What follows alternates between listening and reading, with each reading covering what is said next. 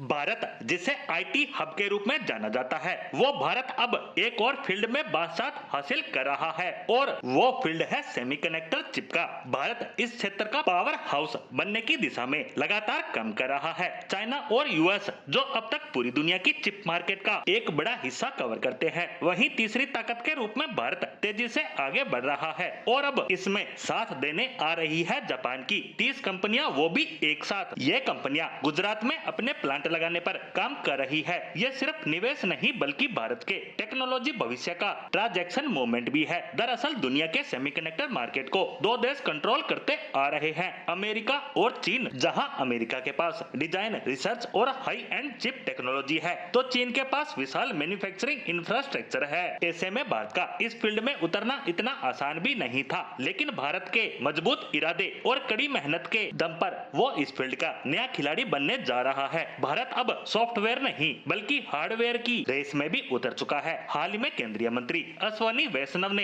एक बड़ा बयान दिया कि 30 जापानी कंपनियां भारत में सेमीकंडक्टर स्पॉट इंडस्ट्री में निवेश करेगी। लेकिन सवाल ये है कि क्या ये कंपनियां खुद चिप बनाएगी? तो इसका जवाब है नहीं। ये कंपनियां वो चीजें बनाएगी जो चिप बनाने के लिए जरूरी होती है, जैसे कि ultra pure gases, consumables, chemicals, material और अन्य ऐसे इक्विपमेंट, यानी वो इकोसिस्टम तैयार करेगी जो भारत के अंदर चिप मैन्युफैक्चरिंग को टिकाऊ और आत्मनिर्भर बनाएगी। वहीं भारत में सेमीकंडक्टर निर्माण की बात करें तो गुजरात में पहले से ही 4 सेमीकंडक्टर प्रोजेक्ट को मंजूरी मिल चुकी है। टाटा इलेक्ट्रॉनिक्स के 2, सीजी पावर और टाइनाइस सेमिकॉन पहले से ही इस पर काम शुरू कर चुकी है, जिसकी सपोर्ट में अब जापान की 30 कंपनियां भी आ रही है। यानी गुजरात चिप किंगडम बनने की राह पर चल पड़ा है। बता दें कि सेमीकंडक्टर चिप बनाना बेहद ही मुश्किल भरा काम है। ये एक कॉम्प्लेक्स माइक्रो लेवल प्रोसेस है। इसमें raw material, cutting, clean, precision gases और हर एक चीज में परम शुद्धता होनी ही चाहिए। और यही कारण है